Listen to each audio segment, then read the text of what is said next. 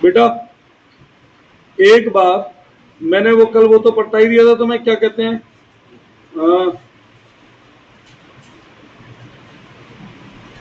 ऐसी कर, है ना। तो आज बजट लाइन बता रहा हूं, और उसके बाद फिर मैं एक बार कंडीशन भी लिख रहा हूं कंज्यूमर इक्विलिब्रियम की सारी एक साथ दोबारा से।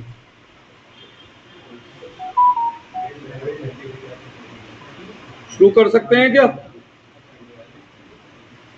Budget line,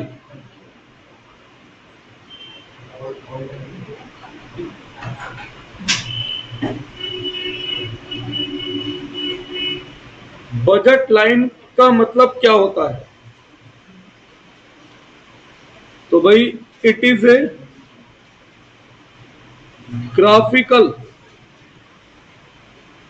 representation which show all those combination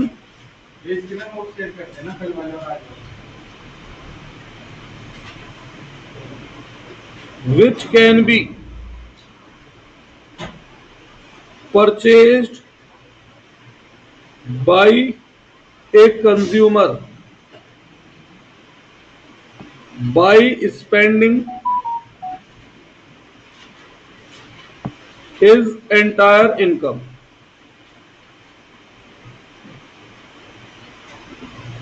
ठीक है, his entire income। अब यहां पर एक बात लिखवा देता हूं पहले ही, कभी बाद में मैं लिखवाना भूल जाऊं। 1 मार्कर में क्वेश्चन बनते हैं। एक होता है एमआरई, एमआरई होता है रेशो ऑफ प्राइस, और बेटा इसी को हम कहते हैं स्लोप ऑफ बजट लाइन।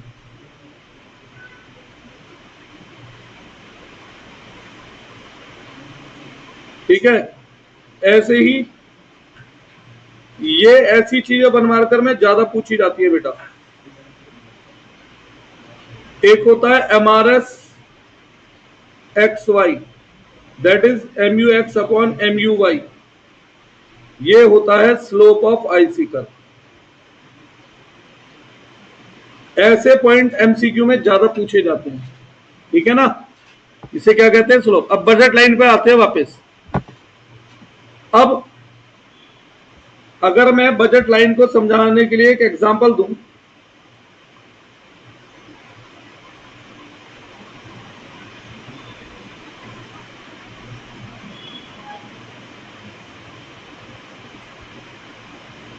तो सुनो, जैसे एक पर्सन की इनकम है 100 रुपए, वो 2 कमोडिटी खरीदता है, पेन 20 रुपए का एक, और पेंसिल 10 रुपए की एक। तो यहां पर कॉम्बिनेशन, जो एक वर्ड लिखा था ना मैंने, कॉम्बिनेशन, कॉम्बिनेशन का मतलब होता है, इसे कुछ लोग बंडल भी बोल देते हैं। क्या बोल देते हैं? बंडल। बंडल मतलब कॉम्बिनेशन। हाँ, अब आप मुझे बता सकते हो कि कौन कौन से कॉम्बिनेशन या बंडल एक कंज्यूमर खरीद सकता है पेन और पेंसिल के। अगर मैं पेन को मान रहा हूं एक्स, गुड एक्स, और पेंसिल को मान रहा हूं गुड बाई,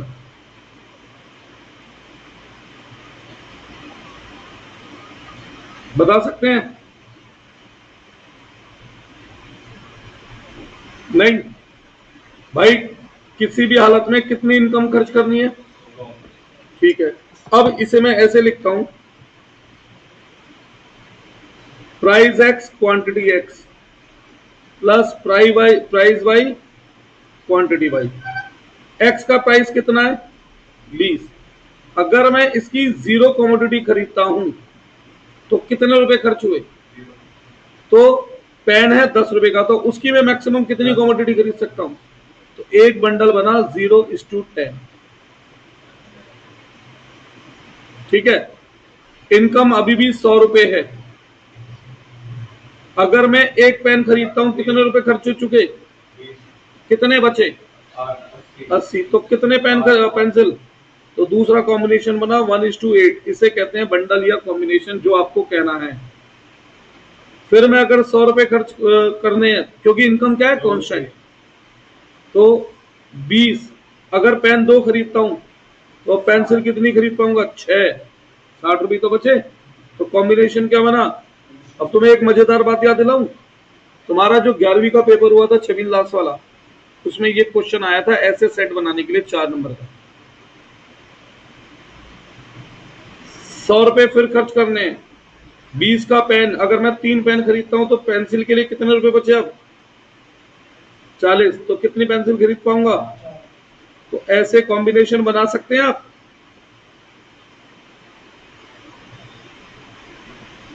तो इन्हें हम क्या कहेंगे? इसे हम कहेंगे budget line.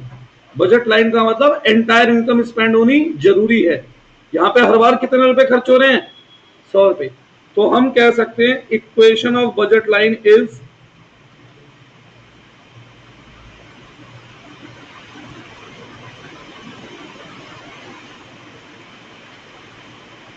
P X Q X plus P Y Q Y is equal to income. ठीक है, इनकम के बराबर।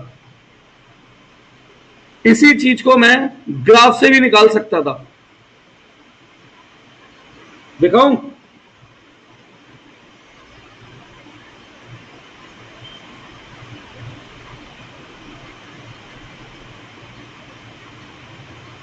One, two, three, four, five, six, seven, eight, nine, 10।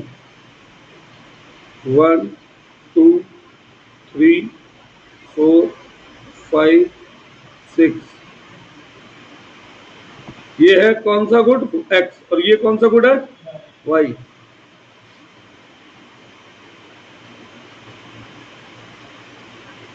अब ध्यान से सोचो, मैक्सिमम पेंसिल कितनी खरीद सकता हूं मैं 100 रुपए में? और मैक्सिमम पेन, तो जो हमारी लाइन है, सीमा है, बॉर्डर लाइन है, वो क्या है? 10 से 5। ठीक है, अब ध्यान से देखते जाना, जैसे जैसे मैं एक एक पेन बढ़ाता जाऊंगा, मेरा क्या होगा?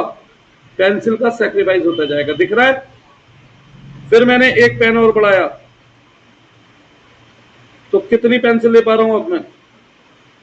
कॉम्बिनेशन मैच करना, उससे क्या आ रहे हैं? यही सेम कॉम्बिनेशन। यहां पर क्या है? 0, 10।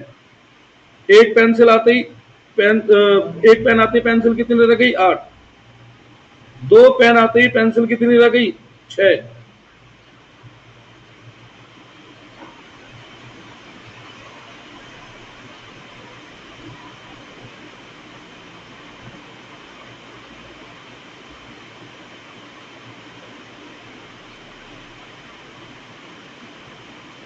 3 पेंसिल आते ही, वो पेन आते ही 4 पेंसिल, 4 पेन आते ही 2 पेंसिल, और 5 पेन आते ही 0 पेंसिल। यही कॉम्बिनेशन बना था, कुछ और बना था? तो बजट लाइन क्या दिखा रहा है? दो गुड्स के वो कॉम्बिनेशन या बंडल जो एक कंज्यूमर खरीद सकता है अपनी एंटायर इनकम खर्च करके। इसमें कोई डाउट है बेटा? ठीक है, अब बजट लाइन इक्वेशन क्लियर है? नमित, नोट करो। अभी फिर मुझे एक डिफरेंस बताना है बजट लाइन और बजट कांस्टेंट में। बजट लाइन और बजट कांस्टेंट में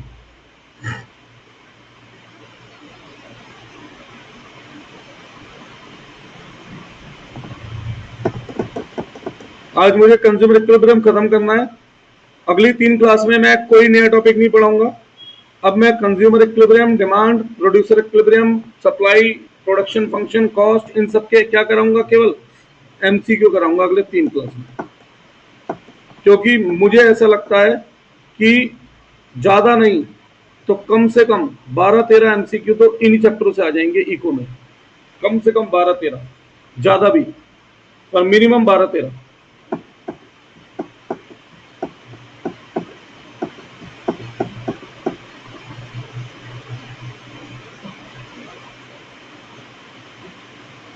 अच्छा, एक बात बताओ, क्या एक कंज्यूमर अपनी गिवन इनकम से केवल यही कॉम्बिनेशन खरीद सकता है बेटा, या और भी कॉम्बिनेशन खरीद सकता है? कौन कौन से? वो ये भी तो खरीद सकता है, केवल पेंसिल खरीद ले, केवल 9 पेंसिल खरीद ले, केवल 10 पेंसिल खरीद ले। वो ये कॉम्बिनेशन भी तो खरीद सकता है, एक पेन 6 पेंसिल। वो ये कॉम्बिनेशन भी तो खरीद सकता है, एक पेन 4 पेंसिल। इनकम के अंदर बोला है मैंने ये नहीं बोला सारी इनकम खर्च करके। अगर मेरी 100 रुपए इनकम है तो केवल मैं क्या उतने ही कॉम्बिनेशन खरीद सकता हूँ जितने मैंने दिखाए थे, या उससे ज्यादा भी? उससे ज्यादा कॉम्बिनेशन भी खरीदे जा सकते हैं ना। हाँ जी बेटा। तो अब सुनो मेरी बात ध्यान से, जो कॉम्बिनेशन इस लाइन पर आते हैं उसे हमने कहा बजट लाइन, और जो बाकी के एंटायर कॉम्बिनेशन हैं, ये सारे कॉम्बिनेशन वो जो भी खरीद सकता है उसे कहा गया बजट कांस्टेंट। तो आपके हिसाब से ब्रॉडर या वाइडर कॉन्सेप्ट कौन सा है? Constant. Budget line narrow concept है। ये क्या कहता है, जब एंटायर इनकम खर्च होगी तो हम क्या खरीद सकते हैं? बजट कांस्टेंट ब्रॉडर कॉन्सेप्ट है। यह हमें क्या कह सकता है? बाय एंटायर इनकम और अंडर इनकम कितने कॉम्बिनेशन खरीदे जा सकते हैं। तो बजट कांस्टेंट का मतलब क्लियर है, वो सारे कॉम्बिनेशन जो मैं अपनी इनकम के अंदर खरीद सकता हूं। और बजट लाइन का मतलब वो सारे कॉम्बिनेशन जो मैं अपनी एंटायर इनकम खर्च करके खरीद सकता हूं। तो बजट कांस्टेंट में budget line plus other combination भी इंक्लूड है। तो यहां पर एक बात ध्यान रख लो बस, बजट लाइन की इक्वेशन क्या बनती है? P X Q X plus P Y Q Y is equal to income. और जबकि बजट कांस्टेंट की क्या इक्वेशन बनती है? P X Q X plus P Y Q Y less than और इक्वल टू इनकम। भाई कम इनकम खर्च करके भी तो कुछ कॉम्बिनेशन खरीदे जा सकते हैं, ठीक है। तो ज्यादा कॉम्बिनेशन किसके अंदर दिखाई देंगे? बजट लाइन में या बजट कांस्टेंट में? ऐसा न्यूमेरिकल भी आ जाता है, और बच्चे अक्सर गलती करते हैं, बजट लाइन को उस पर टिक करते हैं, वो इनकम को कंसीडर कर लेते हैं, ज्यादा इनकम। अरे मैंने कहा है ज्यादा कॉम्बिनेशन, नॉट ज्यादा इनकम। सही है, क्लियर है? क्वेश्चन बन सकता है बिल्कुल। और ये वाली जो 2 लाइन मैंने बताई थी ऊपर, ये तो बहुत ही इंपॉर्टेंट है। स्लोप ऑफ बजट लाइन क्या है? एमआरई। और एमआरई क्या होता है? Ratio of price of two commodity. और स्लोप ऑफ आईसी कर्व क्या है? MRS X Y. MRS X Y क्या है? Ratio of marginal utility of two commodity. सही है, आगे बढ़े क्या? रुक गया मैं, जब पढ़ना हो बता देना।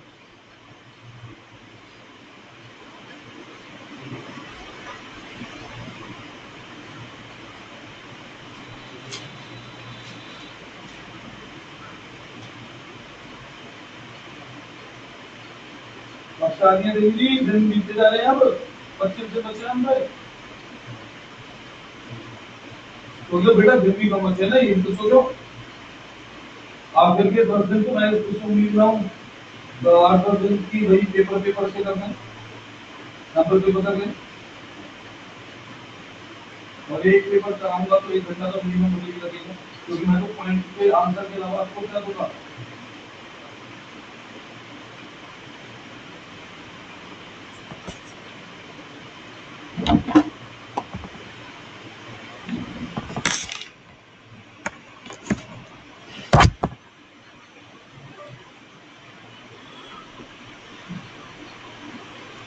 एक्सप्लेनेशन भी देनी पड़ेगी ना मुझे, तो मुझे टाइम भी चाहिए बेटा थोड़ा। हो गया बेटा? चलो तो देखो अब सुनो बेटा, एक होता है शिफ्ट इन बजट लाइन,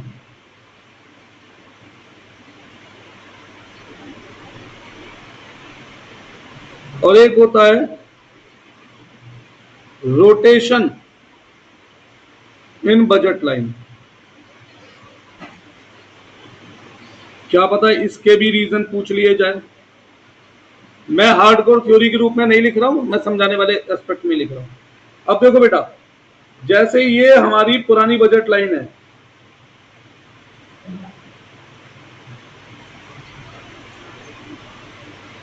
ठीक है। अब नई बजट लाइन हमारी आ जाती है,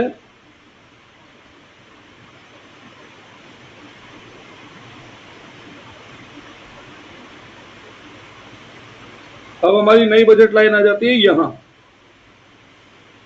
क्या मतलब समझते हैं आप इससे? क्या हो रहा है? बजट लाइन राइट में शिफ्ट हो रही है भाई, शिफ्ट टू राइट हो रही है ना बजट लाइन। क्या मतलब समझ रहे हैं आप इससे? इसका मतलब है कंज्यूमर दोनों गुड्स के या दोनों गुड्स की ज्यादा क्वांटिटी खरीद सकता है ना।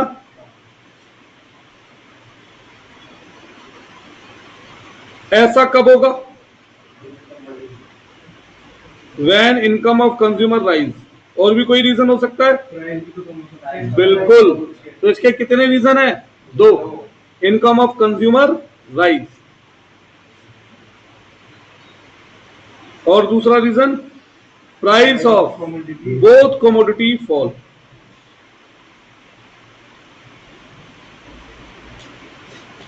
ठीक है। और सेम अगर ये लेफ्ट में शिफ्ट हो तो भी रीजन दे देंगे। अब अगर मैं बात करता हूं रोटेशन, ये हमारी पुरानी बजट लाइन थी,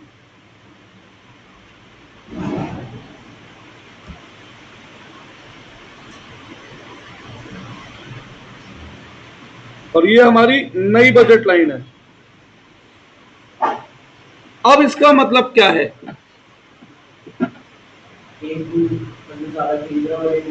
उतना ही तो कंज्यूमर एक कमोडिटी ज्यादा खरीद सकता है ना, पर एक ही ज्यादा खरीद सकता है, एक्स वो भी, जैसे लेट से एक्स की बात हो रही है, दूसरी नहीं। तो भैया इसके पीछे रीजन क्या बनाएंगे आप? या फिर इनकम बढ़ेगी तो मैं दोनों गुड्स ही खरीद सकता हूं भाई ज्यादा फिर तो। और एक बारी में हम एक ही फैक्टर को चेंज मानते हैं, ये आपको इको का नियम पता होना चाहिए। जब भी हम कोई फैक्टर पढ़ते हैं तो अदर फैक्टर रिमेन कांस्टेंट, ये इको का नियम चलता है। तो अगर इनकम में चेंज होगा तो बजट लाइन हमेशा शिफ्ट होगा, चाहे कुछ हो जाए। तो इसका एक ही रीजन होता है, price of good x fall, बस। यानी रोटेशन का कितना रीजन होता है? एक, और शिफ्ट के दो। ये बात ध्यान रख सकते हैं, एमसीक्यू बन सकता है इससे भी। अच्छा, can two IC curve intersect each other? कल बताया था मैंने। नो, रीजन क्या था कि two IC curve can never provide same level of satisfaction. लेकिन अब एक क्वेश्चन है, can two budget line, question तो लिख दो बस, आंसर नहीं बता रहा। इंटरसेक्ट ईच अदर, जी। Can two budget line intersect each other, हाँ या ना? जब आईसी कर्व इंटरसेक्ट नहीं हो सकती है तो क्या बजट लाइन हो सकती है? बजट लाइन हो सकती है और आईसी कर्व नहीं हो सकते। मैं तो पूछ रहा हूं आपसे, आंसर क्या है बताओ? आप कहां है? आंसर है यस। कब? इन केस ऑफ रोटेशन। रोटेशन में क्या हुआ? Price of one good fall, एक गुड की कीमत गिर गई तो उसका लेफ्ट की तरफ चला गया।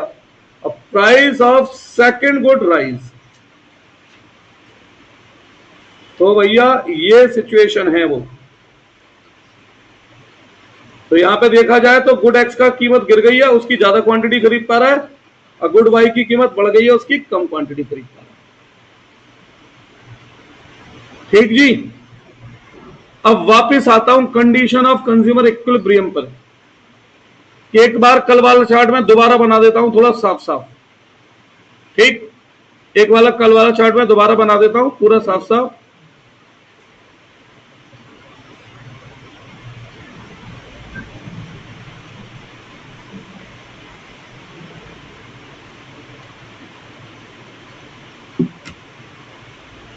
जब ये लिखने तो आप मुझे बता दीजिएगा।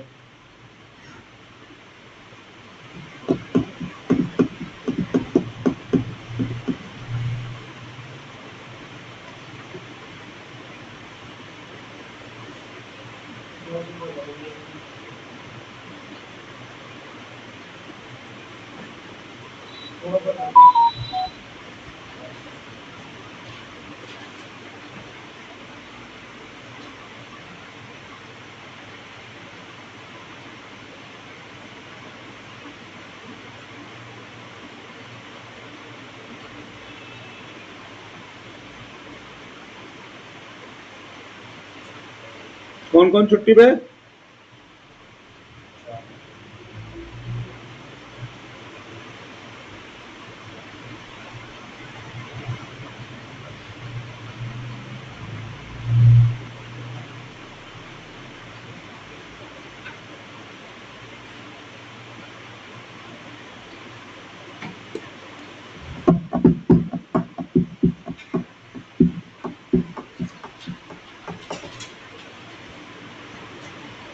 हो गया बेटा, बड़े आगे का।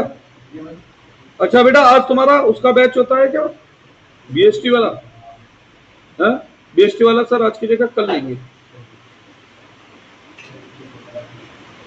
आज कॉलेज में कुछ वो है। अब हमारा टॉपिक है कंडीशन ऑफ कंज्यूमर इक्विलिब्रियम। मैंने वैसे तो कल चार्ट बनाया था, पर मैं सोच रहा हूं मैं दोबारा ही बना दूं और थोड़ा सा ज्यादा चीजों को कवर करते हुए। ठीक है, तो इसे आप 2 पेजों पर लेना, 1 पेज पे लेने की कोशिश मत करना। मैं तो क्या करूंगा, कंप्यूटर की स्क्रीन ऐसे शिफ्ट कर दूंगा, है ना बेटा। आप नहीं कर पाएंगे तो 2 पेजों पर बनाना। पहला था यूटिलिटी अप्रोच।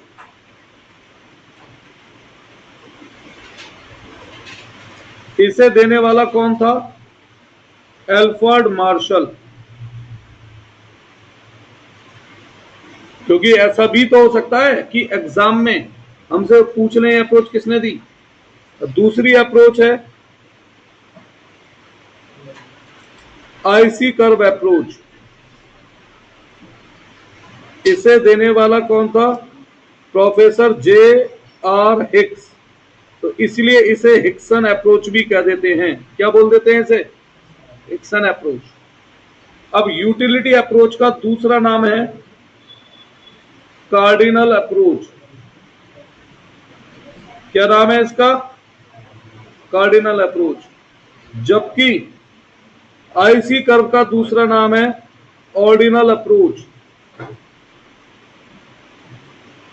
क्या नाम है, ऑर्डिनल अप्रोच। ठीक है, कुछ लोग इसे हिक्सन अप्रोच भी कह देते हैं। क्या बोल देते हैं कुछ लोग इसे, हिक्सन अप्रोच, क्योंकि इसे जे आर हिक्सन ने दी थी।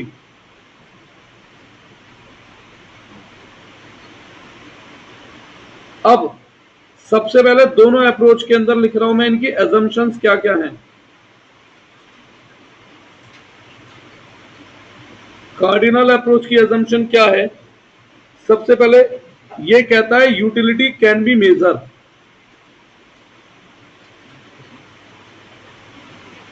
Utility can be major.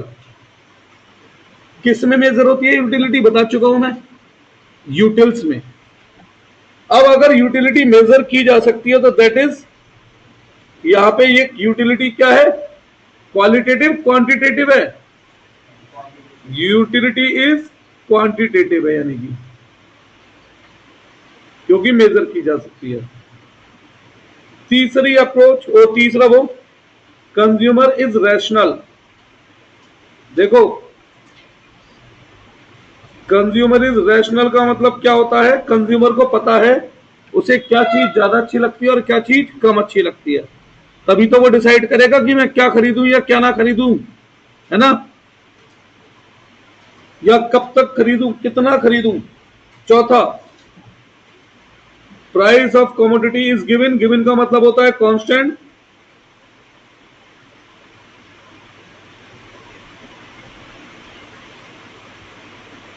और पांचवा, income of consumer is also constant.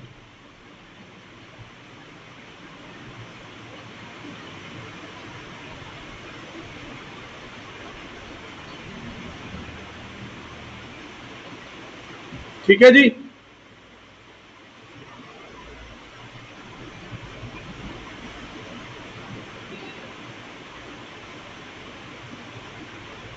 ये क्या था? Utility approach. क्या था ये? Utility approach.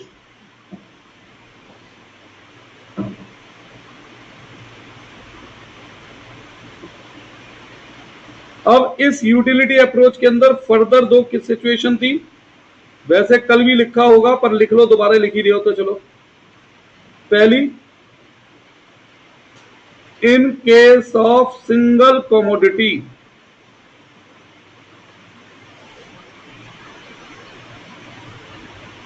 दूसरी, in case of two commodity. ये चार्ट हमारे बहुत काम आने वाला है।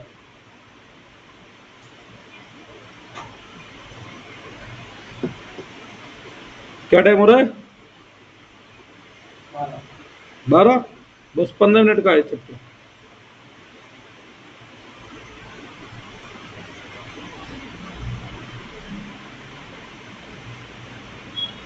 अकाउंट में मैंने रेशियो शुरू किया था, आज मैं रेशियो के नोट सारे कवर करा दूंगा। फिर फॉर्मूले दिमाग में रख कर लाना, क्योंकि बड़े क्वेश्चन तो मुझे कराने भी नहीं है।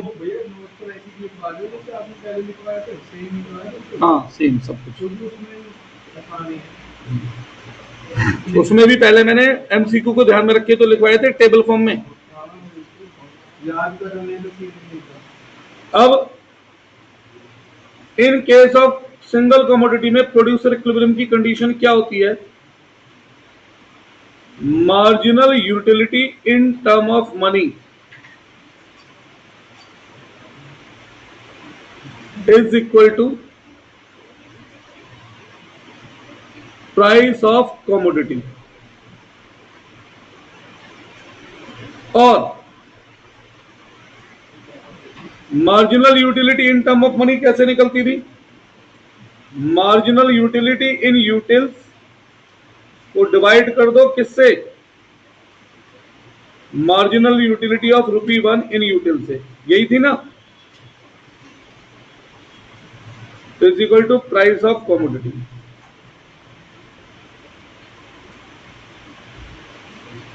अब अगर मैं बात करता हूं इन केस ऑफ टू कमोडिटी की,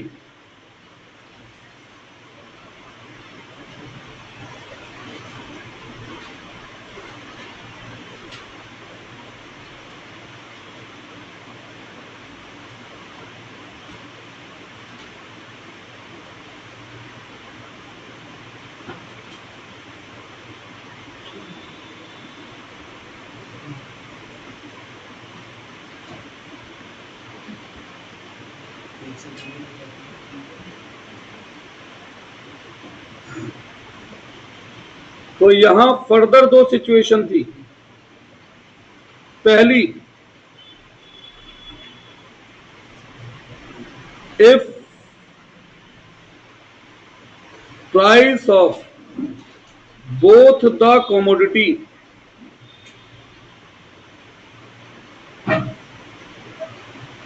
आर सेम, तो उस केस में कंडीशन थी marginal utility of good X is equal to marginal utility of good Y. ठीक है जी। दूसरी थी,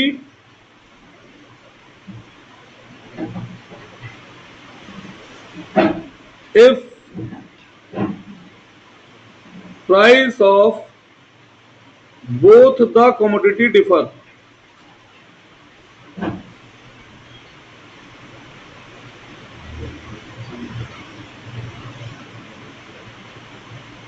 तो उस केस में कंडीशन क्या थी? Marginal utility of good X upon price of good X is equal to marginal utility of good Y upon price of good Y. अच्छा, थोड़ी सी मैं गणित लगाऊं तो क्रॉस मल्टीप्लाई करूं तो मैं इसे M U X upon M U Y is equal to P X upon P Y कह सकता हूं। भाई क्रॉस मल्टीप्लाई कर दूं, कह सकता हूं। तो इसे मैं ऐसे लिख सकता हूं,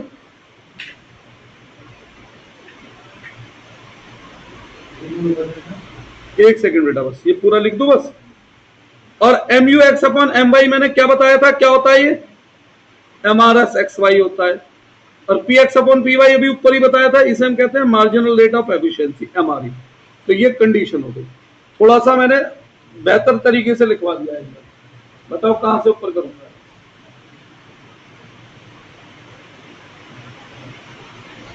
ठीक है, लिखो। फिर हम बढ़ते हैं किस पे? उस पे आएंगे ऑर्डिनल। कुछ बहुत सारे नाम है, कोई नाम इधर उधर ना हो जाए बस।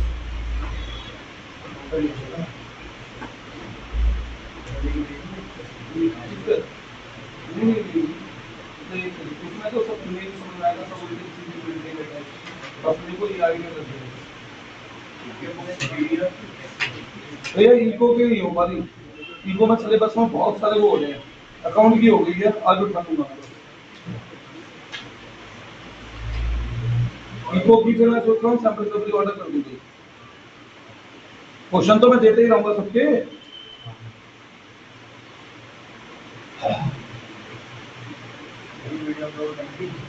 हाँ सर, मूवी होगी तो शाम को शाम होती है।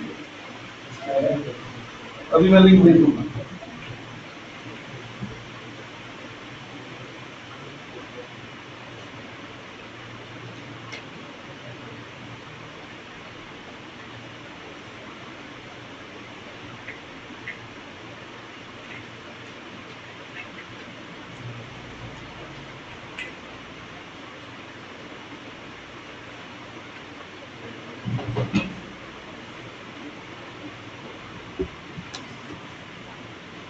जब आप कहें तो बता दीजिएगा, मैं ऑर्डिनल अप्रोच भी लिखवा दूंगा। फिर लिखवा दूं ऑर्डिनल अप्रोच? ठीक है जी। तो देखिए ऑर्डिनल अप्रोच पे आते हैं अब हम। सबसे पहले ऑर्डिनल अप्रोच में क्या लिखो, इसकी एजम्पशन क्या क्या है?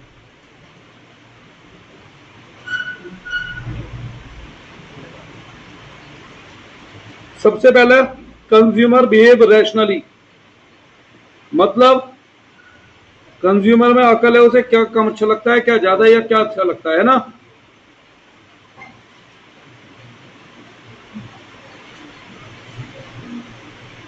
Second assumption, utility is ordinal.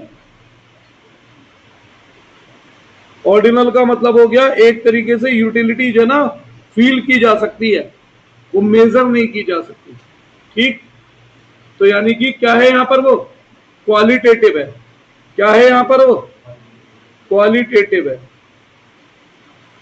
तीसरी assumption, consumer preference is monotonic. कल भी बताया था मैंने, मतलब क्या है इसका? कंज्यूमर क्या होता है, लालची होता है। भाई अगर मैं उसके सामने दो कॉम्बिनेशन रख दूं, जनरल केसेस में बताना, भाई 4 नान और 1 कटोरी दाल, दूसरे कॉम्बिनेशन में उतनी ही कटोरी दाल, 1 कटोरी मतलब बराबर क्वांटिटी में, और 5 नान, तो और मैं उससे कहूं तेरा मन है कोई सा उठा ले कॉम्बिनेशन, कौन सा उठाएगा वो? यानी कि कंज्यूमर को हमेशा कहां सेटिस्फेक्शन ज्यादा मिलता है? जहां क्वांटिटी ज्यादा मिलती है। कंज्यूमर प्रेफरेंस इज मोनोटोनिक, कल मैंने बताया था, फिर बता दिया है। चौथा, प्राइस और इनकम क्या है? कांस्टेंट है। Price and income is constant. पांचवा, consumer always consume two commodity, इसीलिए आईसी कर्व क्या नहीं होता, दोनों एक्सिस पे टच नहीं करता। Consumer always consume two commodity.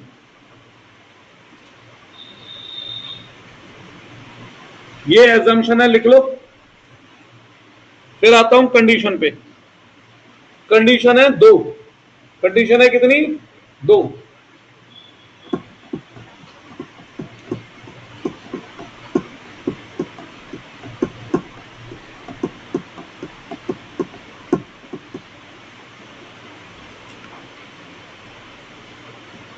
लिख दूं या रुकूं अभी? कंडीशन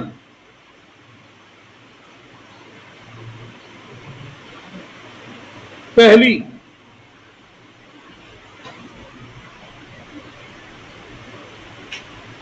स्लोप ऑफ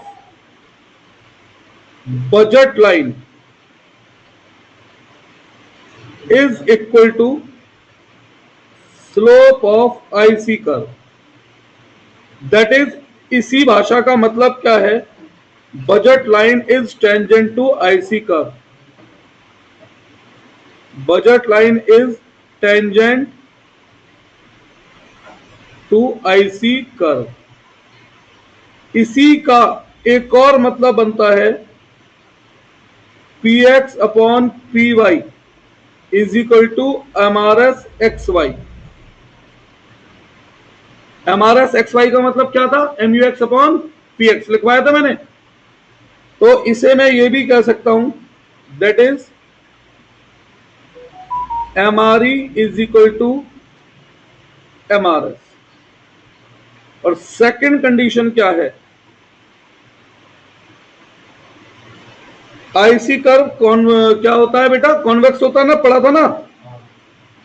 तो इसको हम ऐसे बोलेंगे, M R S X Y is diminishing.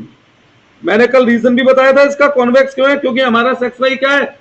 Diminishing है। That is IC curve should be convex. अगर मैं इतना लिखता हूं तो ये गलत है। Should be convex to origin, ये पूरा लिखना होता है। अब आप कहेंगे गलत क्यों है?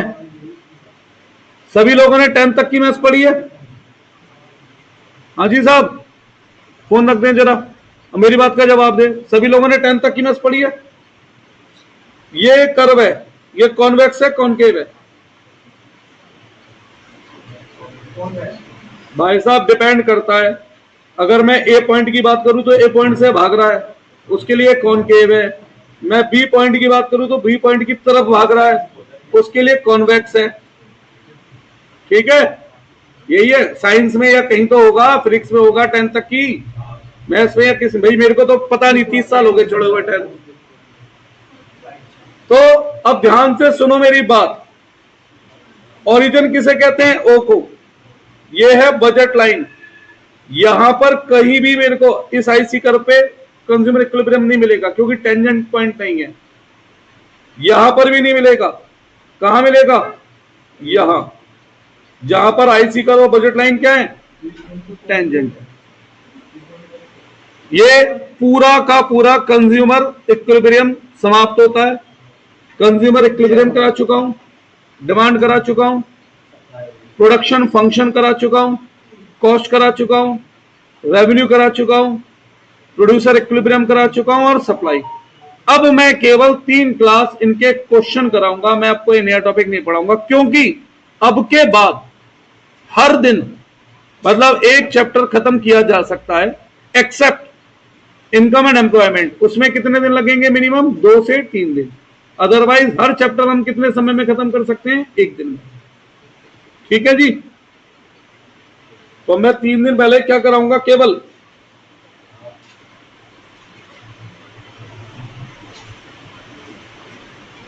अगली क्लास से एमसीक्यू। हाँ, 1 सेकंड दिखा रहा हूं बस।